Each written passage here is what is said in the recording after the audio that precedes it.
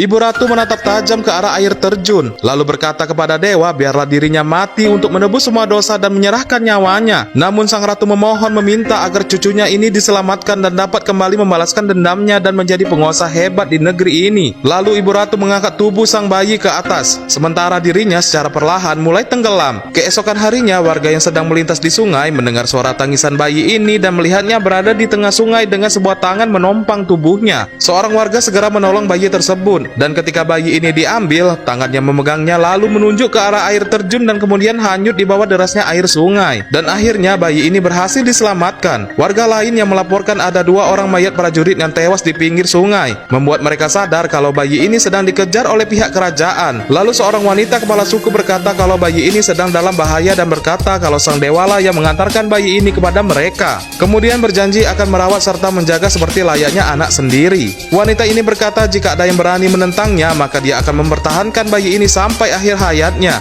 Anak ini pun mulai tumbuh besar, namun dirinya ingin sekali menaiki air terjun. Sang ibu selalu mencarinya dengan cemas dan mendapati anaknya selalu saja memandangi air terjun tersebut. Lalu ia berbohong ke anaknya kalau di atas sana tempatnya angker dan banyak hantu. Namun anak ini tidak terpengaruh dan kemudian sang ibu membawa anak ini pergi. Waktu berlalu dan anak ini terus saja mencoba untuk memanjat tebing pada air terjun tersebut. Namun ketika ibunya tahu apa yang dilakukannya, dia terus saja memarahinya, memintanya untuk berhenti memanjat tebing-tebing tinggi yang berbahaya itu. Tapi semua perkataan ibunya tidak memuat anak ini untuk berhenti mencoba dan terus saja mencoba untuk menaikinya. Bahkan ketika anak ini telah tumbuh dewasa dan menjadi seorang pemuda gagah, dan dia terus saja mencoba menaiki tebing tinggi yang telah membuatnya terjatuh hingga ratusan kali. Dan pada hari ini pemuda ini akan kembali mencoba lompatannya. Setelah melakukan persiapan, lalu pemuda ini melompat dengan sekuat tenaga dan mencoba meraih sebuah dahan pohon di depannya. Tapi sayang, lagi-lagi pemuda ini kembali gagal dan jatuh ke bawah sungai. Kita lanjut di next part ya guys, hanya di Snack Video.